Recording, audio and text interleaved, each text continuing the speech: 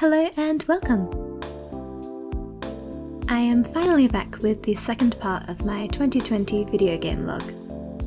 This video features the games that I played in the second half of the year, and we have a lot of exciting stuff to go through, so I'm just going to go ahead and get started.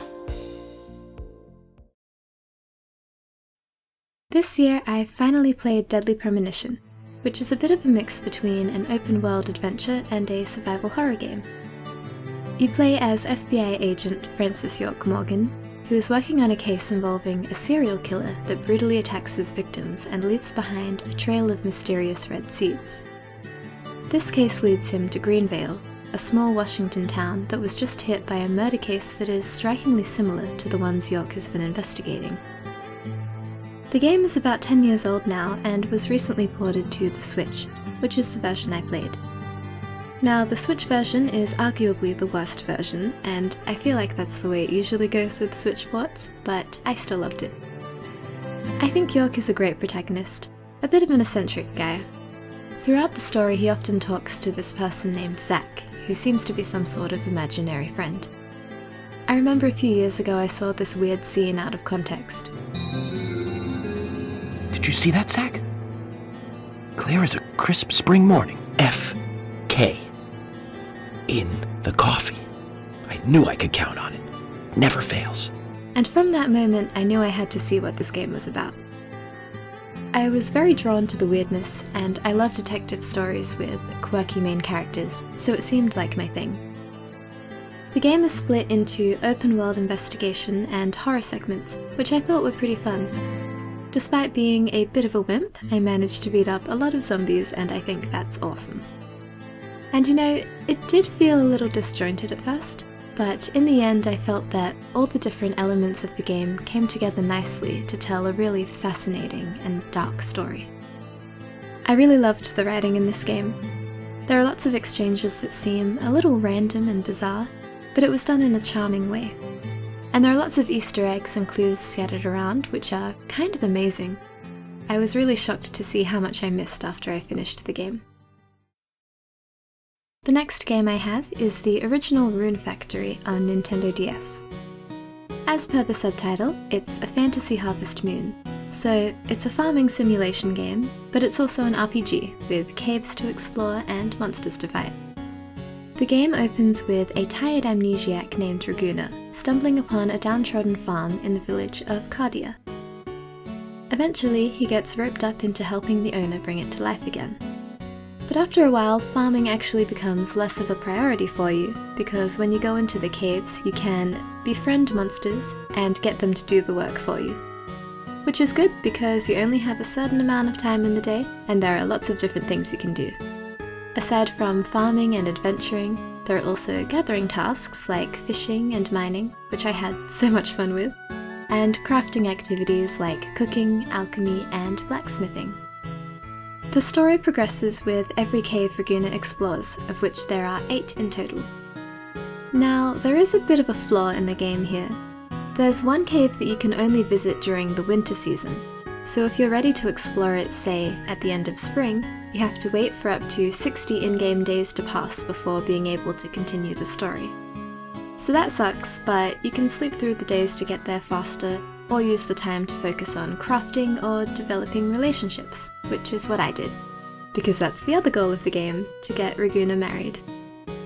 There are 11 romance options, and they all have their own story arcs. In my game, I had Rune marry Felicity. Despite being the oldest Rune Factory game, I thought this one held up really well.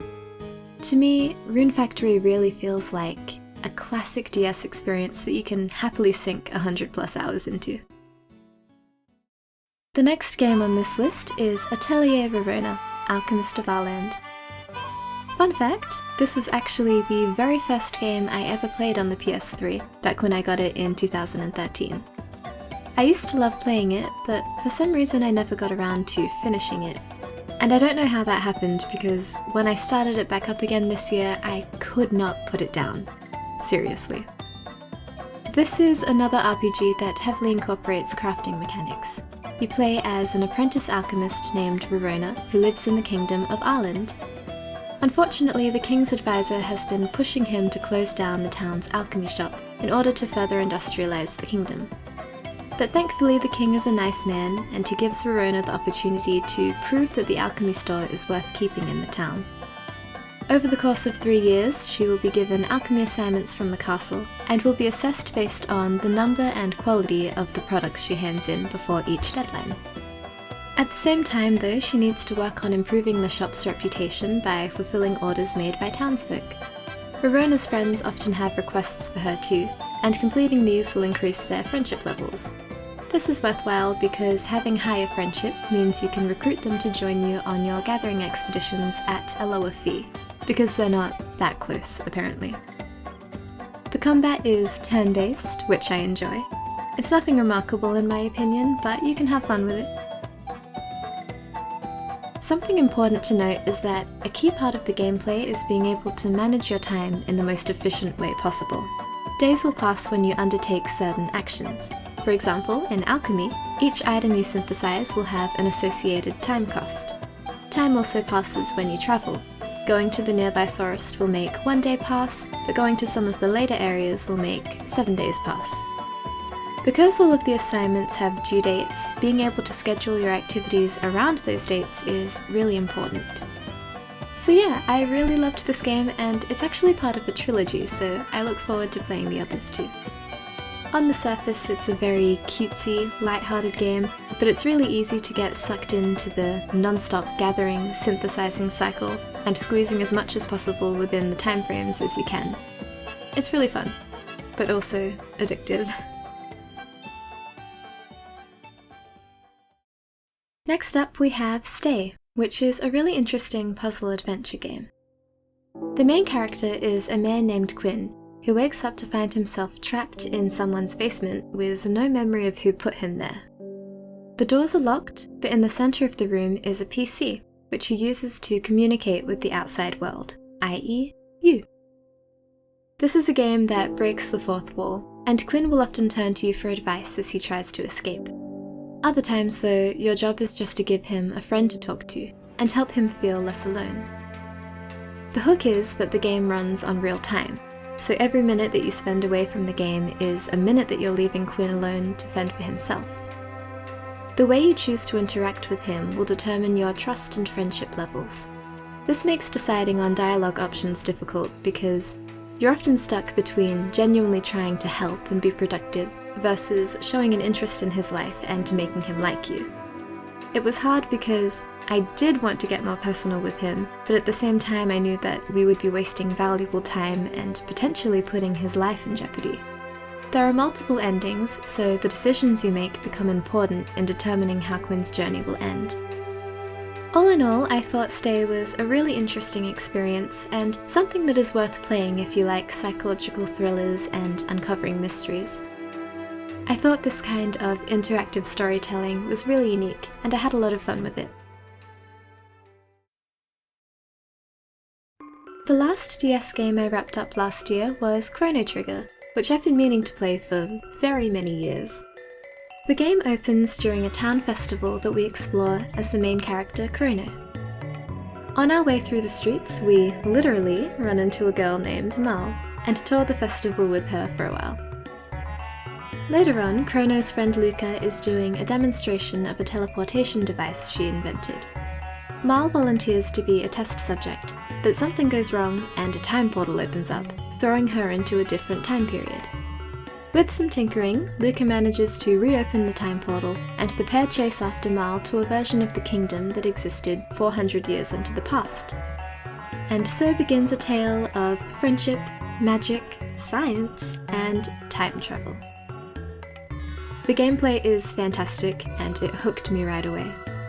As I've mentioned before on my channel, I'm a big fan of turn-based combat, and Chrono Trigger does it really well. There's a cool mechanic where different combinations of party members can do different combo attacks that are more powerful than standard ones. For example, with Chrono's Cyclone tech and Luca's affinity for fire, the pair can unleash a devastating firewall upon their enemies. I think one of the reasons this game has built up such a legacy, apart from simply being a really solid RPG that just excels in every aspect, is that it's very creative. especially considering how many years ago it was released. Something that really impressed me was that the game watches you and remembers little things you do. I don't want to give spoilers, but let's just say that little inconsequential things you do may not be as inconsequential as you think in this particular RPG. Another thing I think is really neat is that there are 13 different endings. There is a true ending you get after the first playthrough, but from what I've read it seems like some of those bonus endings are really interesting and worth checking out. So in conclusion, Chrono Trigger truly is a fantastic, classic RPG experience, and I think the hype for it is well founded. Definitely an RPG I wouldn't want to miss, and I think it holds up remarkably well 26 years later. Next up is Animal Crossing. There's probably nothing I can tell you that you haven't already heard about this game. It's really blown up this year. New Horizons is the 5th game to come to the West, so if you've played any of those, you know the drill. It's a cutesy life sim centering mostly around decorating your house and your town, making money, and collecting things like fossils and fish. In the beginning of this one, your character is relocating to an uninhabited island, and you spend your time building it up so that, one day, you and your adorable animal neighbours can bask in the glory of the empire that you've created. I've had a great time with New Horizons. I've been a fan of Animal Crossing since Wild World on the DS, so the series is pretty close to my heart, and I think there's something special about this one. I got the game on launch day in March, so it's been really fun watching all the new updates come out. If you're not familiar with Animal Crossing, it runs on real time and a real calendar, so the seasons change with real life, and there are special events for holidays like Halloween and Christmas, or Toy Day as they call it. New Horizons introduces crafting, which is awesome. You can make furniture out of the materials you gather on the island, and you keep learning new DIY recipes as time goes on. There are special seasonal items you can learn to craft too, which I think does a good job of keeping interest throughout the year. Another big addition in New Horizons is terraforming. You have the power to mold the island however you see fit by building up or knocking down cliffs, waterscaping, and building paths. I am working on a video about my adventures in terraforming, but it's really difficult. Hopefully I'll have that ready sometime soon, but things aren't going as planned yet, so we'll see. The online gameplay is really great too. My sister and I had a lot of fun visiting each other's islands and fishing for sharks, playing hide and seek in the museum, and just hanging out. So yeah, Animal Crossing was a really nice and light-hearted escape this year.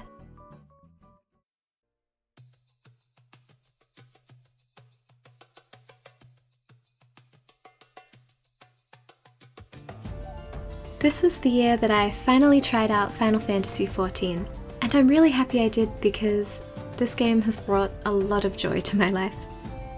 If you didn't know, Final Fantasy XIV is an MMORPG, and actually it's the first MMO I've ever played. When you create your character, you have 8 different races to choose from, and 8 different classes. Eventually, these classes will turn into specialized jobs, ranging from warriors to mages. You're not restricted to the first job you choose though. You can try out different things and swap freely between them as you please. There's also a number of crafting and gathering professions, and you can take up as many or as little of those as you wish to as well. There are 3 main cities, and the class you choose in the character creation screen will determine which of these will be your first stop in Eorzea. We have Ul'dah, a bustling commercial city in the middle of a desert, a lovely little woodland town named Gridania, and Limsa Lominsa, a beautiful port city that stretches up to the sky.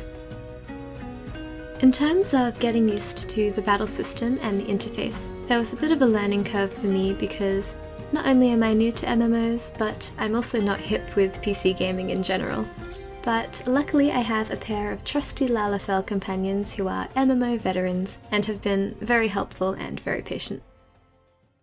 Now, what I'm about to say is not going to be a revelation for people who regularly play MMOs, but for me, Final Fantasy XIV feels like a really special experience. I think it's amazing stepping into a fantasy world like this that is actually full of real people to interact with and share in the adventure with you. And you can go to the Gold Saucer! There are rides, triple triad tournaments, chocobo races, it's amazing. There's a lot I could say about this game. There's a lot to experience and a lot to love. If you're like me and have always been interested in playing Final Fantasy XIV because you love Final Fantasy, but were hesitant because you don't know how to play MMOs or you're shy, I really encourage you to try it out because it's truly an incredible experience. A lot of people say that Final Fantasy XIV has a really friendly community, and that has certainly been my experience. My friends and I were approached many times by people wanting to help us out by giving us welcome gifts and inviting us to join their free companies, and it's just lovely. I'm really excited to keep playing and hopefully lose my sprout icon one day.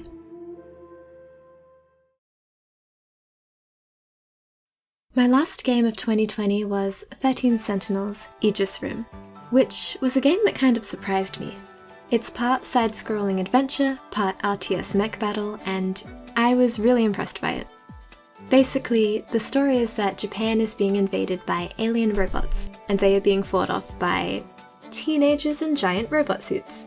But it's actually a lot deeper and more interesting than that. You start the game in the middle of the action, but after that we go back in time to learn of the events that led up to this invasion. The story is very non-linear, which is right up my alley. It's told in small pieces at a time from the different perspectives of the 13 teenagers that pilot the Sentinels. The game is praised for its story, and I think that's with good reason. I was really gripped by it, and I think it unfolded really nicely over the 40 or so hours that it took me to beat it. I had a blast with the battle system too. Every stage you can choose up to 6 pilots to deploy, and they all have different strengths and weaknesses. We have long-range Sentinels, melee, Sentinels that fly and move about freely, etc. So you have to be careful and consider what type of kaiju your team will be up against and who will be most appropriate to deploy when you're making battle preparations. The battle pauses whenever your Sentinels are ready to attack, so you can strategize at your own pace, which I love. I'm working on a review video at the moment, so there will be a lot more information there about specific battle mechanics because there's a lot to get into. But yeah, I absolutely loved 13 Sentinels. Shout out to my friend who recommended it to me because I was a little on the fence beforehand, but with his seal of approval I knew it was something I wouldn't want to miss. And I'm glad I didn't, because it was a fantastic game. But more on that soon. So I guess that's it for 2020. There were a handful of games I didn't include in this video because I either hadn't finished them or just played them casually. You might see a few of them pop up in a future video, but until then I thought I'd leave you with a little video montage because they were also a lot of fun. As always, thank you for watching. Oh, and I'm very late, but Happy New Year!